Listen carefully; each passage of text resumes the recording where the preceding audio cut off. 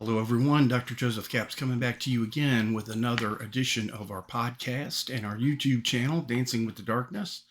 If you're a first time listener, we're so happy that you tuned in today. This is a raw, unfiltered account of living with CPTSD and surviving CPTSD. As I am a survivor myself, we talk about polytrauma, we talk about operator syndrome, we talk about deep depression, anxiety, all of the things that kind of wrap up in that nice little package that are very, very comorbid with CPTSD. This is also a message of hope more than anything about how we can not only live as a survivor, but we can learn how to thrive and most of all, turn our pain into purpose to help others. I am a clinician, but also, like I said, a survivor. And this is wrapped in clinical, but also very much an experiential part of living with CPTSD. The things that have failed me, the things that have worked, the things that I have seen work very well with clients. We also sometimes we talk about the protocol that I designed. I designed a complex trauma screening tool and a treatment protocol that years and years and years of time and labor and study to create this system. And it is really based on a lot of it, all the failures that I have dealt with myself through the VA, through other therapists, through other clinicians, and the fact that CPTSD does not fit in a box. And that each one of us, even though we share symptoms and we share lifestyles, we are all still very much an individual. We all have an individual soul. And so every person needs to be treated holistically, but also as an individual. If you have any questions about that at all, just put it in the comments. I'm not here to promote my protocol, but I do put it out there for you because some of you may be exacerbated like I was. So today we had some feedback before when I was talking about dropping a video about primary and secondary emotions. And this is a big one. And we do talk about this in psychology. We do talk about this in therapy. It is part of the secular system, but there's a very unique take on this or perspective when we talk about CPTSD. Okay, because when we talk about primary and secondary emotions with CPTSD, it's very, very different. And I'm going to go through this, but I want you to keep in the back of your mind that with CPTSD, we tend to be very much in our secondary emotions and we tend to get stuck there. And it tends to be our pattern and what we're used to. And it is because of how we were wired. It is because of how we developed. And it's because of, most of us went through generational trauma, abuse as a child. And so this is kind of how we're wired. This is how our emotional intelligence started off. It started off in the womb based on epigenesis and all of the things that our parents were going through. And then it starts early on with our mirror neurons in our brain as we are trying to mirror our parents and try to navigate the world. So all of this contributes to our emotional IQ or our emotional intelligence and our emotional dysregulation. And so the psychoeducation here is that we understand why we get caught in these secondary emotions. And once we start recognizing this and recognizing the patterns, it does help us tremendously to improve our emotional intelligence. It helps us tremendously in relationships because we learn to know what our patterns are and we learn to know the why. Why do we feel these things? And we're able to process better. And it just helps us all the way around. I'm not going to tell you it's easy because I'm not going to lie to you because it is difficult because we are unraveling years and years and years of trauma. Okay, but it can be done. It takes some effort, but we can rewire our brain and we can do this and improve. So let's look at primary emotions. I've got some notes here because I'm getting old. So, so our primary emotions, this is more of our instinct. Okay, so they are immediate instinctual responses to external events in the present moment. Okay, so there are 8 primary emotions that will arise. Okay, and these are from the deeper parts of our brain. Okay, so we have joy, we have sadness, we have fear, we have anger, surprise, disgust, and trust.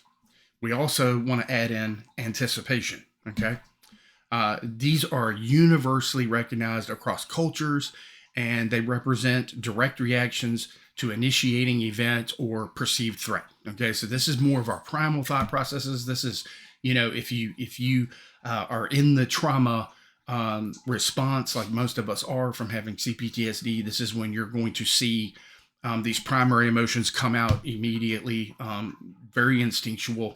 And so you can see, I'm just going to kind of hone in on the anger, because a lot of times, especially with men, this is how we're wired. Everything that we've seen, especially being a Gen X guy, it was all anger. Everything manifested as anger. You grew up watching The Incredible Hulk.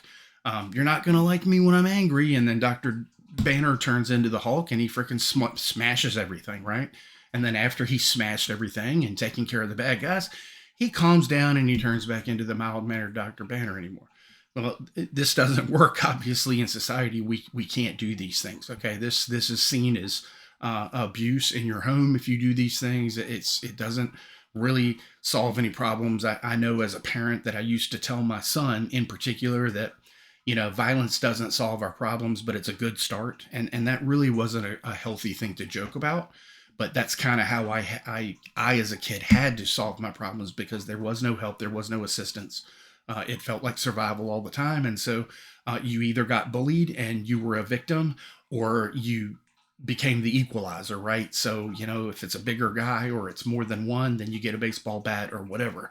And unfortunately, that's how I grew up. And back then, it was acceptable for the most part, and there were no consequences. And, we can't live our life that way now, obviously, because if you pass gas on somebody, you're probably going to get sued or go to jail. So we can't do that. Primary emotions are basically serving as our adaptive functions. They're rooted in survival mechanisms, and they provide crucial information about our environment and our needs that are around us. Okay, when we let's say that when we receive unexpected good news, our immediate joy possibly is a primary emotion. Or maybe when we're facing a threat, the instant amygdala response that happens, the fight or flight, freeze or fawn, is going to be our primary emotion. These basic emotions create clear physical sensations, and they serve our primary response to what's going on around us. So, like I said, in the back of your mind, I want you to think about CPTSD, because things get very cloudy here, okay? Because we get caught up where the primary and the secondary kind of interlope, and things get very confusing, okay? Some key characteristics of primary emotions: they're going to be immediate and intense, okay? They hit like a surge, but they tend to fade relatively quickly as well, okay? These feelings tend to be very authentic and genuine. They feel right even when they're painful. And this is these are things that we need to understand, because sometimes you can be in a relationship and there's all of this information going back and forth between the two of you, and some of it is what we think we feel, maybe, but then you have a disagreement or an argument, and then some things come out. And we need to understand that a lot of times those are primary emotions, and sometimes this is when we really see honesty out of people, is when that primary thing comes out, and it can be very painful. But we have to understand the difference here. They are physically felt. So when we're having that visceral response, our body is, the somatic part of our body is feeling the reaction. This is definitely a primary emotion. We're going to feel some physical and distinct bodily sensations. And those of us that, grew up in trauma and in chaos, we know what those are, because it's almost a daily thing. They are adaptive. Okay, so they serve important survival and communication functions. They are universal. Okay, especially similarly across cultures. It doesn't matter. This isn't something that it matters if you're African or European or it doesn't matter. They cross all cultural boundaries. So this is a universal set of things that we deal with. And then one of the most distinct things is that we often see that these are very brief. It's a very brief duration, and it goes away quick. The problem is that in this brief exchange sometimes that comes out of our mouths verbally, or like I said, you're like the Hulk and you smash something, this momentary lapse of control can have long and deep consequences. And we know that as well, being CPTSD survivors. So, in simple terms, think of them as the human emotions that help us solve problems quickly and effectively. Okay. Now, let's move on to the secondary emotions where things get a little bit more complicated. There is also a thing called territory emotions, which we're not going to get into because that's way too clinical and way too confusing. But this is when things overlap and get really, really confusing and we don't know what we're feeling. But that's a whole nother subject. Okay. So I want to acknowledge that exists, but we're not going to go into that today. So the secondary emotions are the after effects of those primary feelings. Okay, so let's think of we throw a rock into the pond and there's ripples. Okay, well, I've said it before, these ripples never stop because it's kinetic energy, and they don't stop until they hit another shore somewhere, and then that energy can dissipate. That's science, that's physics. That's just the way that it is. Well, we need to understand that there's also consequences and secondary emotions that go along with the primary emotions, and how did we react to the primary emotions. Okay, so these develop when we process our initial emotional responses through the lens of personal experiences. Okay, so this is where we're really talking about CPTSD here, is that our secondary emotions are influenced not just in the moment, but they are influenced over time based on how we were wired in our brain, our reflexive thoughts, the patterns, the fawning that we talked about, everything that we've had to do to survive. We're heavily influenced every time we feel a primary emotion, and then we go into the secondary emotions. It's not just in the moment. That's what we need to understand with CPTSD. These are heavily influenced from the past. They can be influenced if we re-experience. They can be influenced if we have an emotional flashback. We need to understand that that's part of the deal here. Okay, and by understanding it makes us have a little bit more self-compassion, but it also helps us learn what we need to do to heal. Okay, so it's important that we think about that.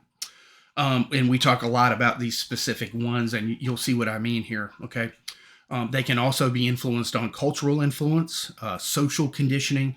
These complex reactions often involve, most of the time, self-criticism. Okay, so now we're getting into the inner critic. Okay. And they represent our learned responses to having certain emotions. Okay, so all the way back, we talked about in the womb, we talked about mirror neurons. Okay, as we were developing our emotions and trying to learn what they were, those were heavily influenced by our caregivers.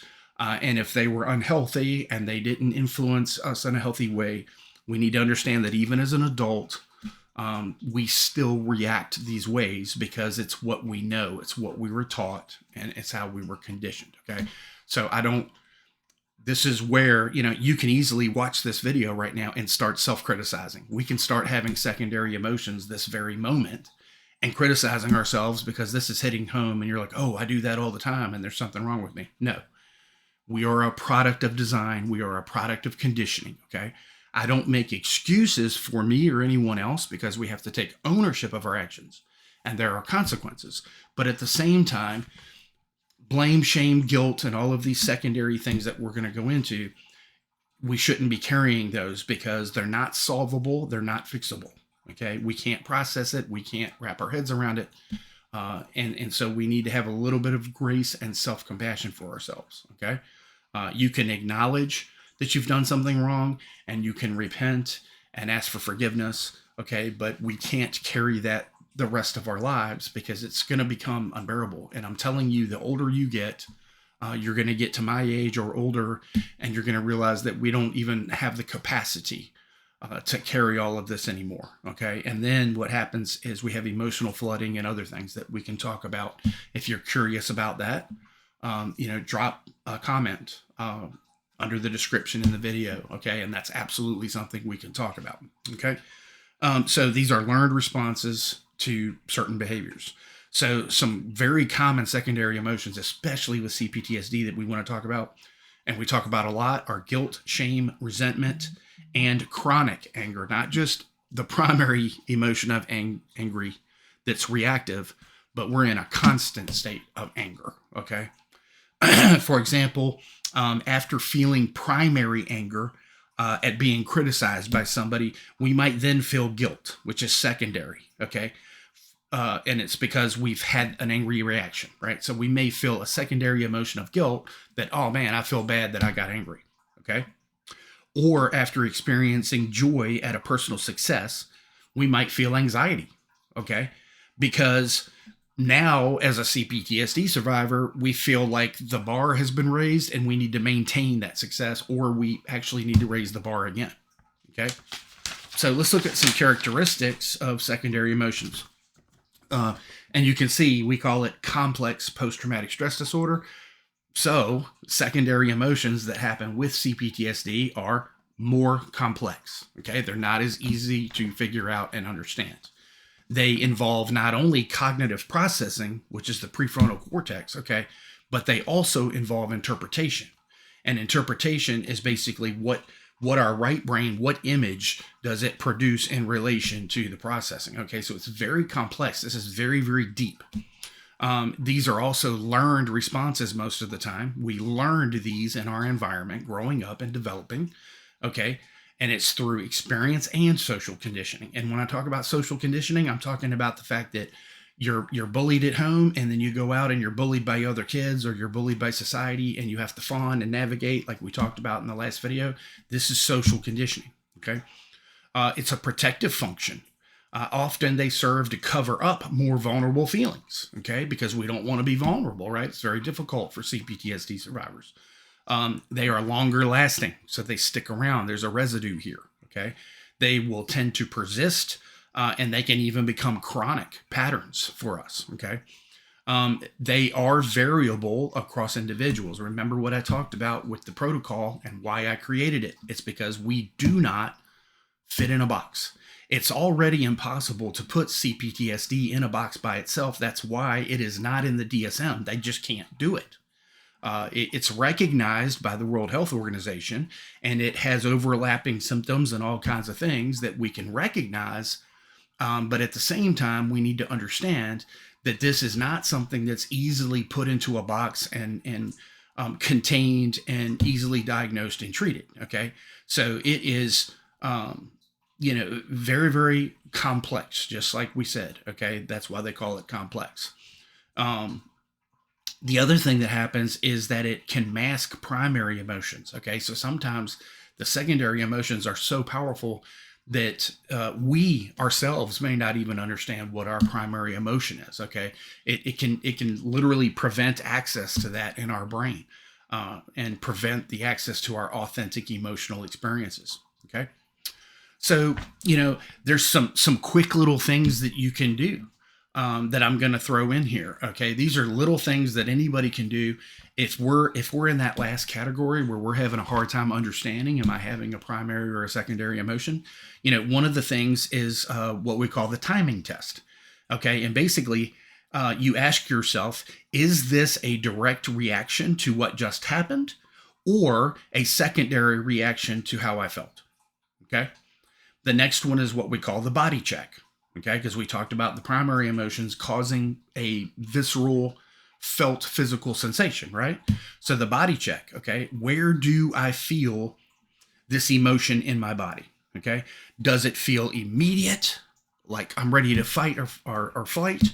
Or is it more complex and layered? Is it something that's very deep that's causing me to think about and feel other things? Then we have what's called the underneath question. Okay. Is this, if this emotion is protecting you from something more vulnerable, what might it be? Okay. What's the instrumental emotion that's driving this experience? Okay. And then we've got what's called the pattern check.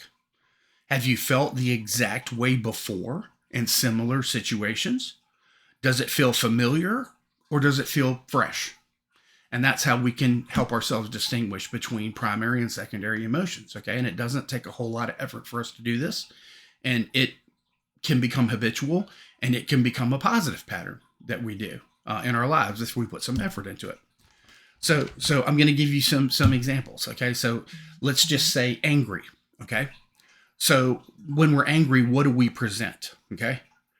I have anger management issues, and I explode at everyone. Okay. This is a cop out, right? What's often underneath this anger, right? Okay. It could be that feeling angry frequently covers more sensitive emotions like hurt, fear, disappointment, or feeling sadness. Sound familiar? Definitely sounds familiar for me because I have manifested anger in all of those situations many, many times because I was unable and was afraid and was not capable of being vulnerable enough to say what my real emotion was, that I'm hurt by what you did, or I'm afraid, okay, or I'm disappointed, or I'm feeling deep sadness, okay, because that makes us feel weak and it makes us feel vulnerable. And so let's be angry, man, and let's smash things, right? Because we think that we're protecting ourselves and our fragile emotions, okay? Now, how can we approach this in a healthy way? Okay. When the anger hits, let's think about this. What happened right before the anger hit? What's our trigger? What's our emotional flashback? What would it be like to feel hurt or scared instead of angry? Okay. Doesn't make us vulnerable, doesn't make us weak. Even if you have to go off in a room by yourself and allow yourself to feel hurt or scared, this is the healthy thing to do. And how do we stop feeling scared or hurt? Okay, by processing it, by learning from it, and we become more resilient and we become stronger. And then maybe the next time we're not so hurt and we're not so scared. Okay. The insight here is that anger as a secondary emotion often protects against vulnerability. And we have to acknowledge that and be aware of that. Understanding primary emotions is crucial here to access the primary feelings underneath to address root causes rather than managing our symptoms. So, anxious, what does anxious look like? Okay. I'm anxious about everything. My mind never stops racing. Well, if we go to a psychiatrist and tell them that, they're going to say, oh, well, you have generalized anxiety disorder and I'm going to put you on an SSRI. Okay. And end of story. And now we're medicated and we're not solving our problem because this is where we're living. And this is absolutely not the truth. This is literally part of the complex process. So what's underneath? Okay, well, anxiety is almost always a secondary reaction that often stems from a primary fear, fear of inadequacy or fear of abandonment or fear of failure or fear of judgment.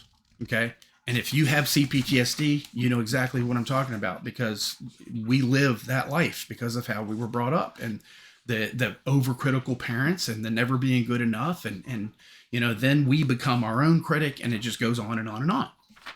Okay. The approach here is that if anxiety could speak, what would it say that it's trying to protect you from? If we ask ourselves that, we can kind of start understanding what is underneath. Where is the anxiety really coming from? What's the fear underneath the worry? The insight here is that if we identify whether anxiety is primary response to a real threat or a secondary emotion protecting against deeper vulnerability. And this helps us tremendously because sometimes we do need to be anxious if there's an immediate threat because this is how we were designed. This is how God created us. We do have a nervous system and it responds to protect us. Okay, so there's times where we need that to be a primary emotion because it's going to keep us alive and keep us safe. What about guilty? Okay, this is how we would present, right? If we were talking to somebody, I feel guilty about everything. I'm always disappointing people. Okay, sound familiar? I'd love to have your comments on this video because, your perspectives are very valuable. I want to know what do you present as when you're feeling guilty? What is often underneath? Okay. Well, guilt as a secondary emotion often covers primary exhaustion, resentment, grief, or anger that feels unacceptable. The approach here would be if you could feel tired, frustrated, or sad without judging yourself for it, what would come up? Guilt often develops when myself or others, anybody with CPTSD, it often develops when we judge our primary emotional reactions as wrong or selfish. Okay. Now, trauma significantly impacts the emotional landscape. Okay. Like I said, with CPTSD, we're outside the box. So we can't really just go strictly by that whole guideline of primary and secondary emotions because it's a lot more complex for us. Okay. Sometimes, trauma throws other things in there when it's chronic, like emotional numbing. And emotional numbing is when we have difficulty accessing any emotions due to protective mechanisms. Okay. We also talk a lot about hypervigilance. Okay. This is an overwhelming emotional reaction, and it feels out of proportion sometimes. We also have what's called polar opposites, which happens with CPTSD. We either have a complete emotional shutdown, or we have intense emotional flooding, which are both very hard to deal with. So this is what we need to do. We need to move as slow as we can through this process as a trauma survivor. Okay. Sometimes our secondary emotions serve crucial protective functions, and they shouldn't be challenged too quickly. Okay. If we are still in a hostile environment, or you're in a domestic violence situation, or you're in a relationship with a narcissist, okay, we can't just do like we did when we quit smoking and quit cold turkey. So we have to be aware of that. Okay. You also have to be aware that if you are receiving therapy and the therapist is trying to push you through this, you need to reevaluate. Okay. I'm not going to insult anybody out there doing therapy, but I do understand that having a unique perspective as a survivor myself, I know that this can cause more damage because it caused me more damage when it happened to me, when I was trying to be pushed through these things too fast. Okay. So take your time, give yourself some grace, give yourself some self-love and compassion when you're doing this. Okay. We build emotional regulation strategies before we do deep primary emotion work. Okay. So we have to have strategies and coping mechanisms in effect as we move through distinguishing our primary and secondary emotions and rewiring our brain and starting to do things different. Okay. So some things that you can do daily to track this. Okay. You can have a journal, and sometimes you just need to write down, what happened. What were the external events that happened to cause these emotions? Okay. What was the first emotion that I felt when that happened? Okay. The primary response. What were emotions that came later? Okay. Which would be our secondary reactions. Okay. And what is the emotion that I might be protecting myself from? Okay. It's not that hard to jot these things down. It helps me tremendously, and has helped me for years. Okay. So I'm not telling you to do anything that I don't do. Very, very helpful. Okay. Then we have what's called the underneath journal, which some people do. And basically, each evening you would ask yourself, and you would write down, today I felt this emotion, and what might have I been feeling underneath? Okay. One sentence, and you're just evaluating yourself. You're trying to love yourself, and you're trying to work through it. Okay. Then we have what's called the body emotion map. And this is where you're going to feel different emotions in your body, like we talked about. Okay. And I like to just draw the like cheesy outline of a human, kind of like the game Operation. It's just like a cheesy little part of the, most of us are not artists, so that's what we can draw. And when an emotion arises and I try to figure out where it is, I'll just mark it on that little diagram. Oh, well, I felt that in my chest, or I felt that in my head, or I felt that in my feet, whatever. And I just write it down on that diagram. Okay. And what we want to do is we want to note if this was a primary visceral reaction, or if it felt more like it was a secondary emotion from the body. Okay. And we do this for a week, and then we track it over the week, right? For 1 week. And so we do these little exercises. And then at the end of the week, we say, oh, look, every time so-and-so says this at work, this is what happens, and this is what I feel. Okay. And the reason I feel this way is because my father used to be very critical and judgmental of me as a kid. And so this is why this guy I work with makes me feel this way. Okay. And so then we start understanding that we have a primary emotion that goes with that judgment we're feeling from the other person. But then we realize that we have deeper secondary emotions that are ingrained in us because it was a pattern of emotional and psychological abuse from our critical, overbearing parent. Okay. I hope that you understand what we're talking about here. I hope that this resonates with you. I hope that it's going to give you some more understanding about how we feel and why we feel that way. Please comment.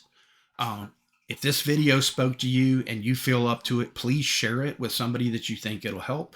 And if you subscribe to the channel, that would be wonderful.